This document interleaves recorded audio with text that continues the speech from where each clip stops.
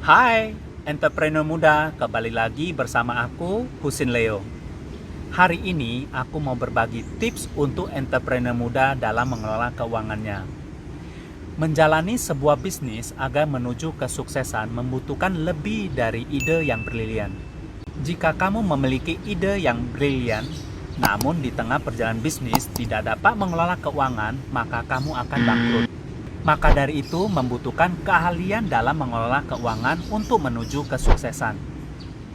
Untuk membantu kamu, Husin akan memberikan 5 tips untuk pemilik bisnis dalam mengelola keuangan.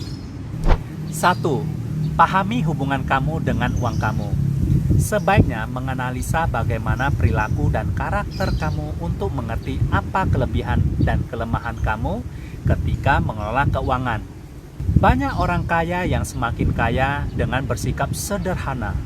Kebalikannya, banyak orang miskin yang semakin miskin karena ia bersikap layaknya orang kaya.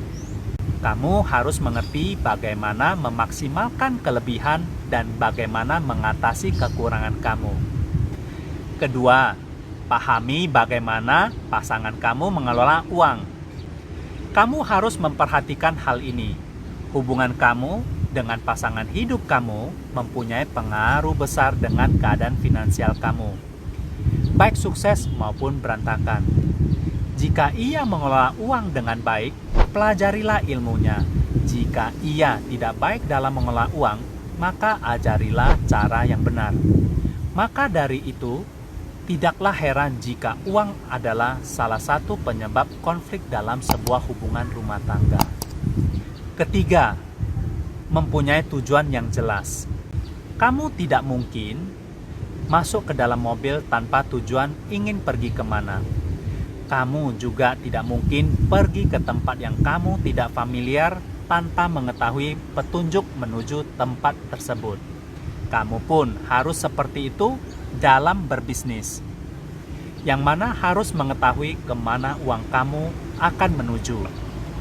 Alokasikan dana-dana kamu dengan tepat sesuai anggaran yang telah ditentukan. Keempat, jangan salah cara berhemat.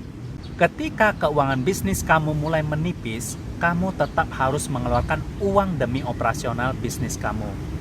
Jika kemudian terbesit pikiran bahwa dengan membeli eceran akan dapat menekan pengeluaran operasional kamu, pemikiran tersebut salah. Dengan membeli eceran, maka harga yang harus kamu keluarkan semakin bertambah. Pikirkan selisih harga yang dapat kamu kurangin dengan membeli secara grosir. Hindari juga pembelian secara impulsif yang dapat merusak neraca bisnis kamu. Usahakan membeli sesuai dengan permintaan sehingga tidak banyak dana yang tertahan dari barang pembelian kamu. Kelima, selalu menghargai diri kamu. Kamu sudah bekerja keras, jadi kamu patut mendapatkan apa yang perlu kamu dapatkan. Bukan berarti kamu harus selalu bersenang-senang. Dengan menabung, maka kamu menghargai diri kamu.